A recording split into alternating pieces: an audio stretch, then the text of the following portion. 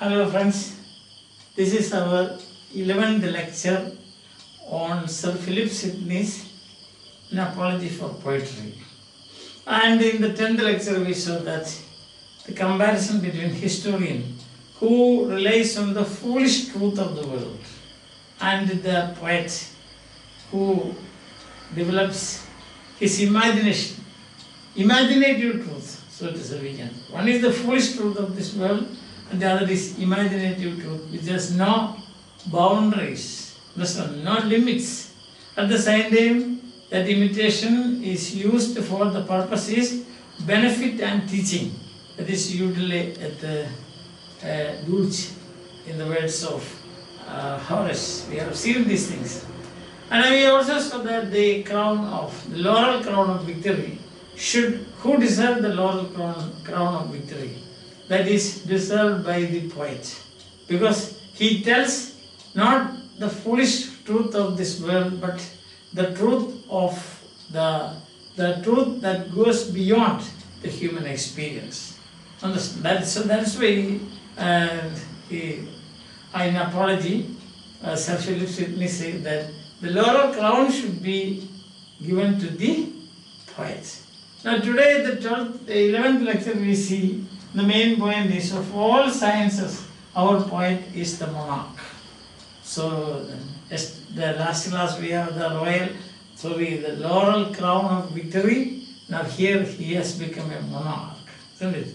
So you have consecrated him as a king among the sciences, all the other sciences. So that is what he says, he is a monarch. Now today the comparison is between philosopher and the poet. Now what is philosophy, you know? Philia Sophia, already I have given this example, explain this to you, that is love of wisdom. Now what does the philosopher do? He defines. He is comparatively obscure. When you hear the word philosophy, then immediately what is your reaction? Oh, philosophy. He will say. Because there is nothing to delight. And most of these statements and definitions and observations and advice given by philosophers, they are centered on virtue, and then they say, evil, what is this evil? You should not go that way, this way. A lot of problems are there. And finally, when you surmount all this problem, some of the problems may be insurmountable, but still doesn't matter. You fight, you be dedicated, be regular. Don't be regularly regular, but be regular. Then do hard work, no pain, no gain. So this kind of things taught. So what happens is your brain gets you feel like busy. So the things explained are also very in a very tough language that they are using, not simple. But another point to note about philosophy is that you have to read it. And reading philosophy only halfway through your life you can do it. Say when you reach your middle age, say when you are 10th class or 12th class or something, a book of philosophy is given to you. You cannot read it. But on the other hand, a book of poetry is given to you. Then you can read it, isn't it? Like nursery rhymes. The other day I told you there is nothing called nursery philosophy. There is nothing like nursery economics. So for that you have to become mature. By the time you have completed half of your life. So when you reach half of your life, only then you will be able to read philosophy. And then philosophy tells you about this journey, the tough journey and so on. You see, another point is that you have to read it, you have to understand it, you have to meditate upon it. As Virgil says in hoc opus hic laboris, in Aeneid says, no? Hoc opus hic labor est. So that means, that is the work, that is the labor. This is the work and this is the labor. You have to work hard on this. Opus, opus means magnum opus, there is an expression, magnum opus. That means great work. The magnum opus of Joseph is the Canterbury Tales. Means the great work of Joseph is Canterbury Tales. The magnum opus of Milton is Paradise Lost. So means the great one. So this is the work. What? The reading. Hic laborest. Est means is. See, in all Indo-European languages you have is. Est in Sanskrit you have asti. Not the asti, A-S-T-A. So that is the relationship between when we start studying history of language. I will explain it further. Soon I will be taking up that also. History of language. Series of lectures you can expect from me on history of English language. Probably I will begin it in the next week also. So the entire thing, right from original language to the modern English and its developments. So you can expect. So I request you to subscribe to my channel so that as soon as I upload, you can get in touch with it. Anyway, it will be of some use. I don't say that it will be the only useful thing, but some use it will be. So there are many other people also doing the same work. So you can also consider me as one of them. But definitely these things will have something to do with you, or something to do with some bearing on your examination. So that's a different thing altogether. Sorry. So hoc opus. This is the hic. Hic means this. Laborious means terrible work. So the work of reading philosophy is a laborious work. You have got labyrinthine definitions and obscure. And another thing I tell you, half of the way, when you reach half the way of your life, the journey of your life, you have already become a philosopher, isn't it? So you are getting a job, the difficulties that you find in getting married and all those complications, etc., etc. Already you have become a philosopher. Then after 40s you start reading this, then what will happen is you will know better. That's all. Understand? Yes. So here, this is the labor, this is the work, and this is the labor. I quoting from. He has quoted it from Aeneid, Virgil's Aeneid. Now, another thing to do is that, but on the other hand, compare the poet. The poet, what does he do? He does not only show the way, philosopher shows the way. He shows the way, but he gives sweet prospect into the way. That's the thing. He will show you this. This is the Lord. Then he will say, when you start your journey, it's going to be a pleasurable one. Like for example, if you go to trekking the Silent Valley, then you will see that National Gardens, so to say, it is in Kerala. Now, if you go, you will see that the guard will come and then tell you, come on, this is the road to you, that we can go inside. But it's going to be a wonderful sight, I've never seen. So you are so anxious about seeing it and going for the trekking and seeing, because this is something that you have never seen anywhere in the world. Silent Valley. Understand? Like that the poet says. The poet says, shows the way. But also he gives the prospect into the way. He tells you that to attract you to proceed. It is like entering a wine garden. A wine garden, he says. Now if you are a vineyard, if you enter, what will happen? Then you get a bunch of grapes. See that? You start eating. Then after eating that will give you it is like a booster dose to enter into it. But because once you enter into it, you can fill your stomach with the grapes. Understand? Blood red grapes awaiting you. So you know that is. So too, the poet uses embellishments. The poet uses ornaments. Remember Aristotle's definition of tragedy. Tragedy is an imitation of an action that is serious, complete, and of a certain magnitude in language embellished with each kind of ornaments. That's the thing. So poesy, not only in tragedy, you will find each kind of ornaments. And Longinus in Sublime says, that is figures of speech and figures of language. rhyme, alliteration, feel. You remember once I recited 4 lines to teach students the rule in that is past tense rule, saying that if you use did plus the present the base of the verb, otherwise you have to use ed. If you see, I think you will not understand that. See, that the point is this: when you use, I even remember in my school days, one period was free. Then our headmaster, his great name was P.D. Devsya. So he entered the class and then he wrote 4 lines.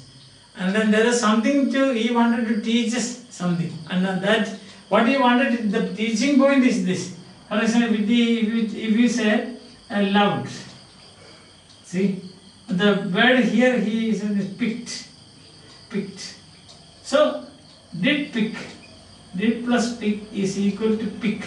He wanted to teach us that point. So he recited 4 lines. He said like this: Peter Piper picked a peck of pepper. Picked. If Peter Piper picked the peck of pepper. If Peter Piper picked the peck of pepper, where is the peck of pepper did Peter Piper pick? Picked is equal to did pick. He wanted to teach us. I remember that. That is in 1960s. I still remember that. Look,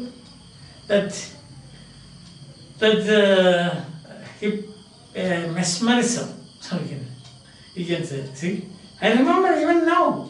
Because I did not think of reciting that now in the class, but it just came to me like that. Did you see that? That is the power of poesy. Because it is embellished. This alliteration,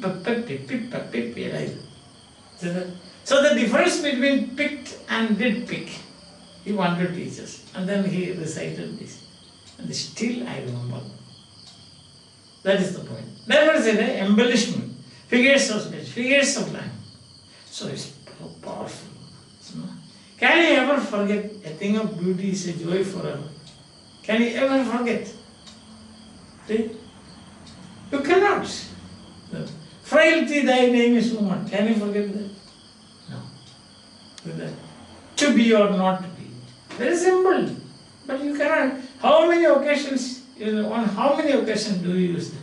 When you are in doubt whether you should attend a class or not, you say to be or not to be. When you are in doubt that, doubt means not very serious doubt, whether you should go to the canteen to have a tea, to be or not to be. That's it. I hope you understand that. Yeah. There is this ornaments and ornament and embellished. Language is embellished, and the language uses ornaments. And what will happen is, when you start telling a story, even old men who are sitting at the chimney corners, they will rise up and say, who is telling this story? If you are, suppose you start telling the story of Bhim and Begasura, surely those who know something about they will come. Whether there is how does he narrate this story? See that? You want to get the attention of speech, there is public speaking. This is a very important point, public speaking. That is, what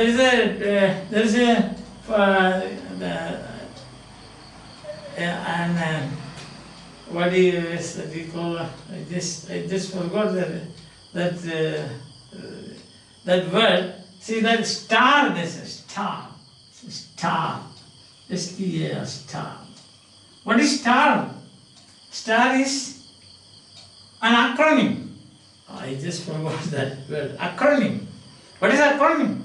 That is initials put together. Star means star technique of public speaking is a star technique.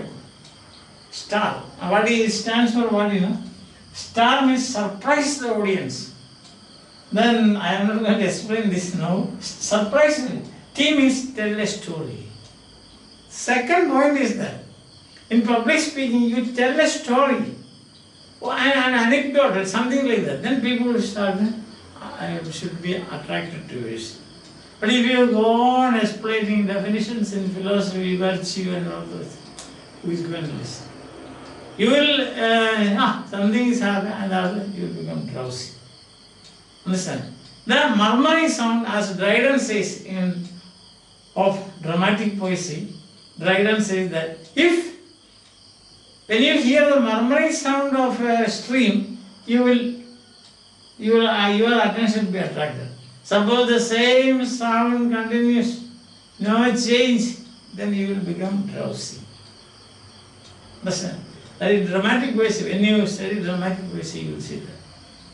See, when there's a discussion whether there should be rhyme, whether a poet should use rhyme or not, that he says, Dryden makes this remark. John Dryden makes this remark. So, here whatever is taught, and third, fourth and so on, I will tell you later.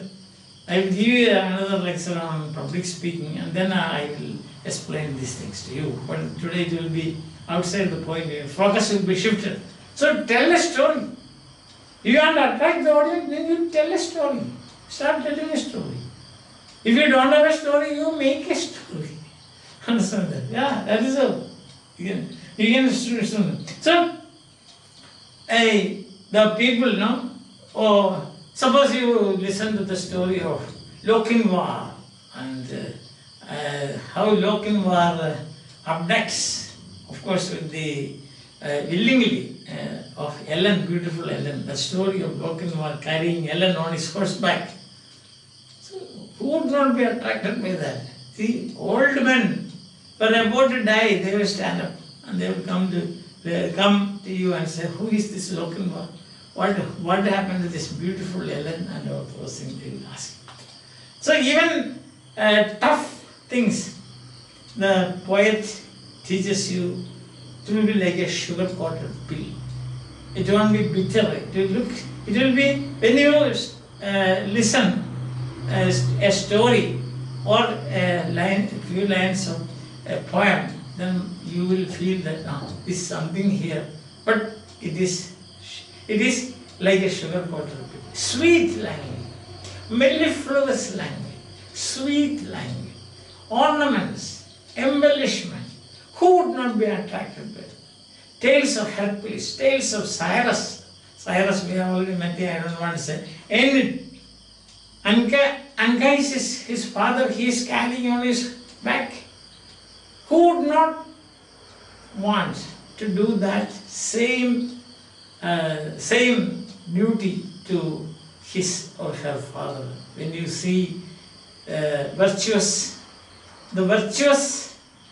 Enid carrying his old infirm father on his back, Anchises, that is his father's name. So when you see it, when you listen to the story of the Good Samaritan, would you not like to, your mind, your heart will be moved next time when you see a man on the wayside, wounded. Then you will feel that I will take him to the next hospital and tell the nurse there, I will come back. When I come back, I will, whatever you will spend on him. But these days you should be very careful, because if you make a promise, it will be in lakhs. When you will have returned, they will have a CT scan and all those things. So you should say, for this much of treatment is enough.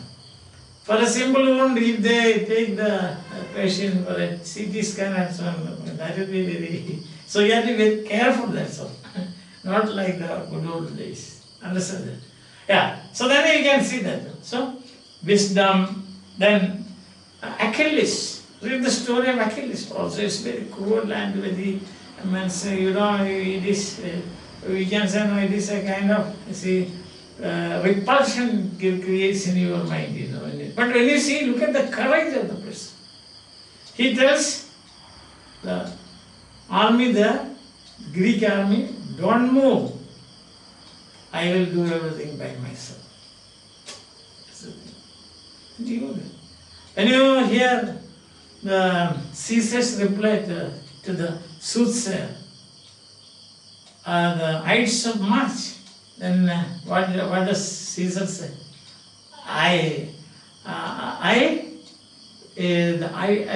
Caesar said the valiant dies only once and the coward die many times and so on. But then Ides of March, yes, he was challenging him. No? So Ides of March, nothing has happened. In that sense he talked, I forgot the exact word. Then he said, I Caesar, but it is not over, he said. Isn't it? See, when you, that's according to DSI, that is very high, the highest moments in poesy. Highest moment. You are moved by that. Like Lonjani says, you are moved, transported. And that is high and great poesy. So there you go. So he says, cruel tales, Aristotle says, cruel tales like the tales of dragon, see, and monsters. Poesy presents in a very delightful manner. See, read the Beowulf, isn't it? The Old English poem, Beowulf. Beowulf, yes. So read it. You are not afraid, but you see the humanness of Beowulf. And when he is saying goodbye from the place to the king there, so to his host and his companions and so on. So such things definitely will move you, no doubt about that.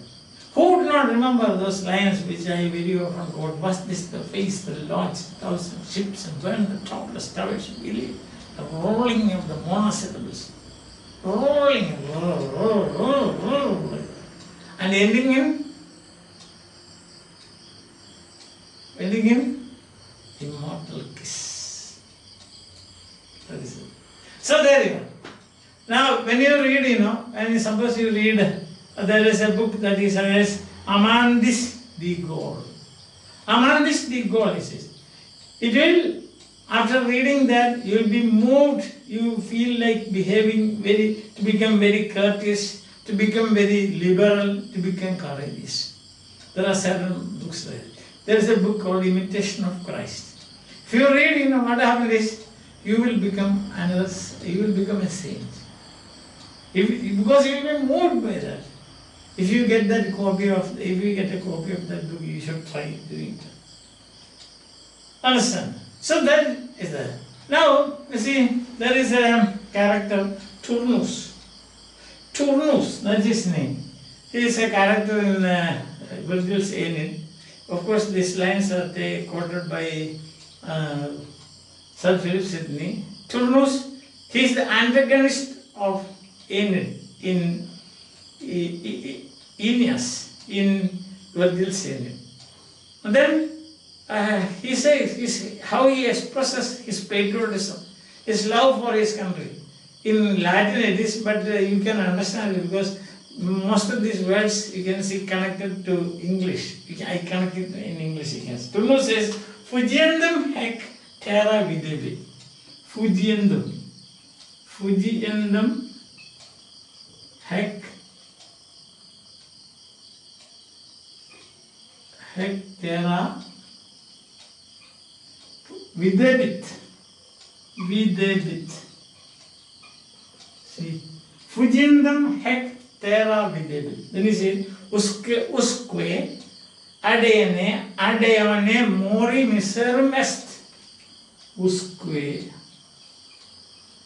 adeone mori miserum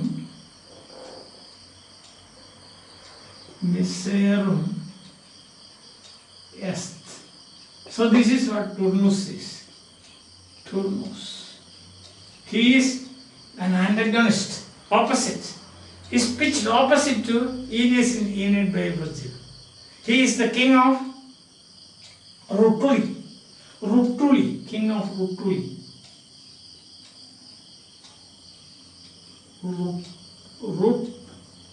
Rutuli, that is king of Rutuli. And then he says, his patriotism is that he says, Fujiyandam. Fujiyandam, you know, this is fugitive, running away. The person who runs away is a fugitive. Fujiyandam hek terra. Terra means earth. Terrestrial, you know, terrestrial. Hek, this earth. Videbit.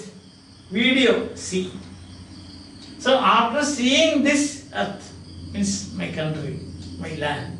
After seeing this land, Fujiyandam, should I fly? Should I run away from here? That is it. Fujiyandam hek terra videbit. Should I run away from here? Usque adeno mori miserum est. Mori. Est means is. Mori means death. Mortuary, you know, mortuary. Mortem comes from that. Man is mortal. Mori. Mori. Then miserable. Miserable. Est is. Is death more miserable, more wretched than that?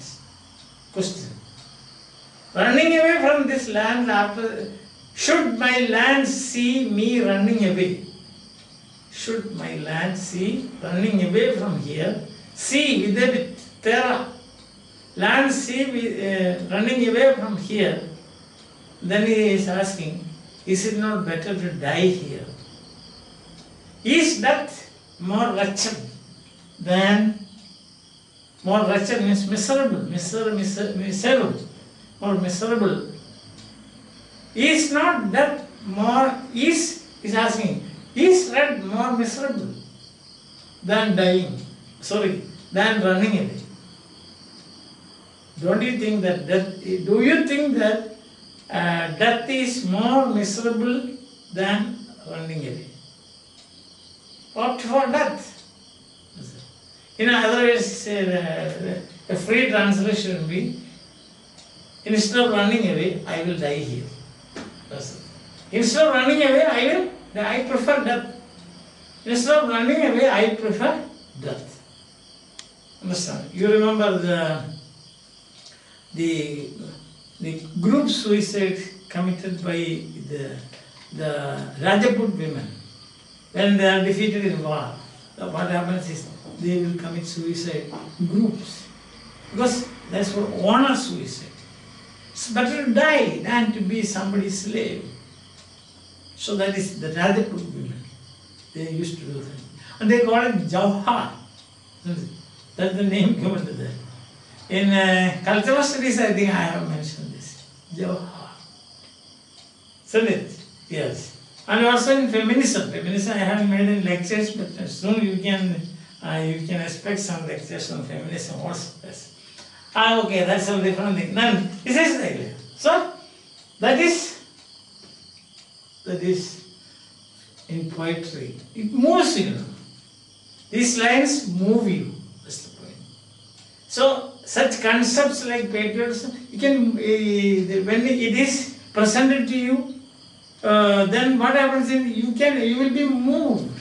See, somebody is asking, is it not better to die than to run away from here? Should this land see me running away? That's what it is. Should this land see me running away? So, if you express something in poesy, what happens is you will be moved. Philosophy cannot do that. That is why he says, of all sciences, our poet is the monarch. Then two other stories he tells us. He says, at a time, Rome, there was a civil war in Rome. And the civil war was such that the country was vertically divided. Separation. No way of any type of reconciliation. Then Menenius Agrippa,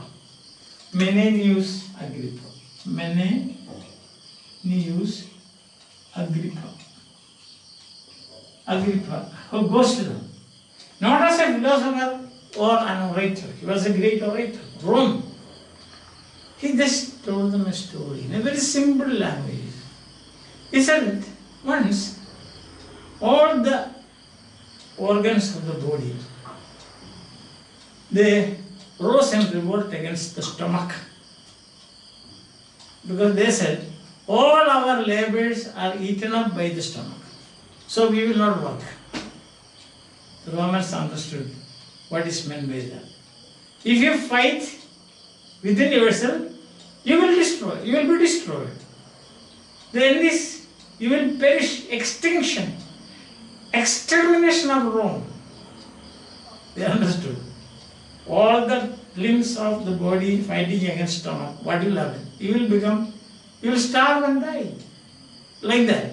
If Romans fight against themselves, what will happen? A house divided, a house divided, what will happen to the house? It will perish. So soon, the moment they caught this idea, the Romans, they forget their differences, they are unified. Rome was unified. And this is the power of poesy. This is an imitation. It's an imitation. Listen, we know it is false. How can it happen? But imagining, such a thing happens, what will happen? Imitation. A lie that is probable. That is imitation. A lie that is probable. So here it is a lie, but it is probable.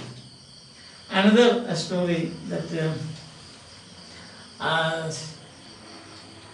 is Sidney quotes is, Sir Philip Sidney quotes from the Bible. The 2 Samuel chapter 12. Those of you are interested in that, you can read that. The story is like this. King David, he was all in all, very powerful and loved by God, beloved of God. But he was infatuated by the beauty of Bathsheba. Bathsheba was the wife of Uriah. And that time there was a war going on between Israel and the Ammonites. And Joab was leading them. And he sent Uriah to Joab with a letter in his hand. By this time already he had a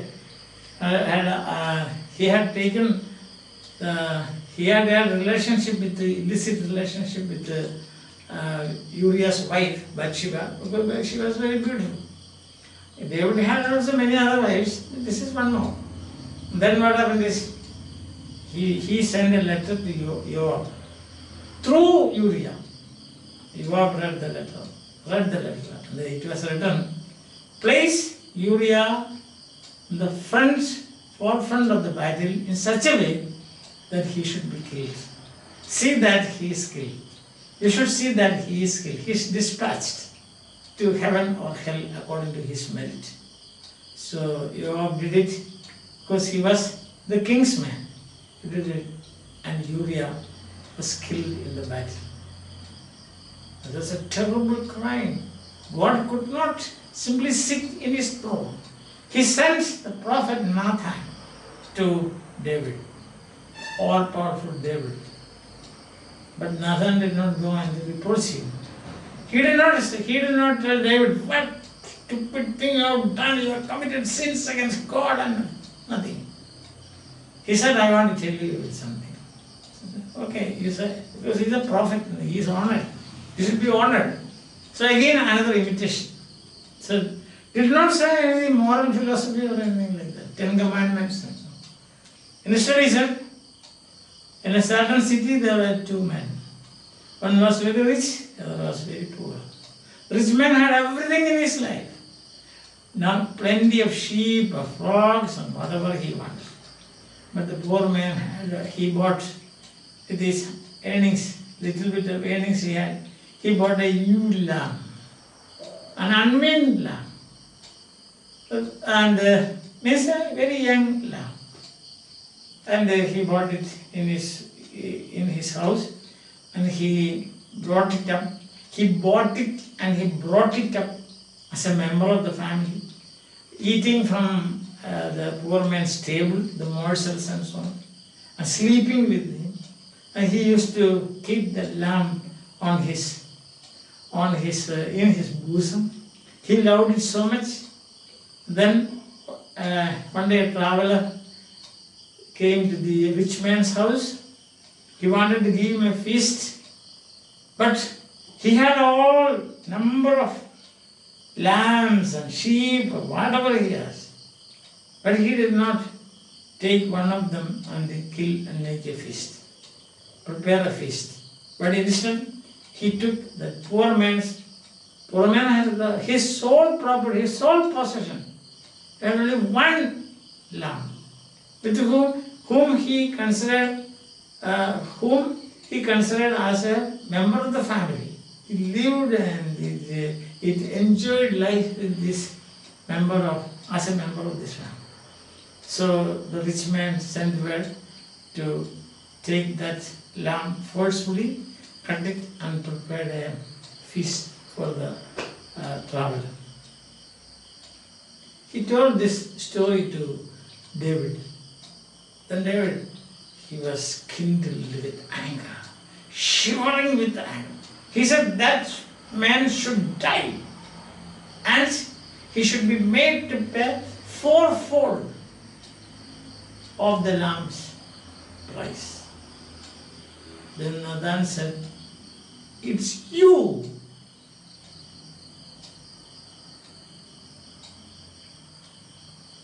He was wonderstruck and thunderstruck. And he fell down on his knees, weeping, "Oh God, I have committed such a heinous crime." David's heart moved. Poison. Suppose he had gone to him, Nathan has gone to him and said, reprimanded him, God has bestowed so many blessings on you. What have you done? What would have happened? A negative effect would have happened. So poison can move the heart of man. Therefore, it is, but philosophy makes you obscure. Philosophy loads you with definitions. It's cumbersome and labyrinthine definitions. But what about poesy? Delighting. And therefore, of all sciences, our poet is the monarch. He can change the world. Philosopher only can say, why this world? Science will say, how this world? But poesy can change this world. Thank you for listening. We will have another installment next time. And till then, bye. Have a nice time. Take care.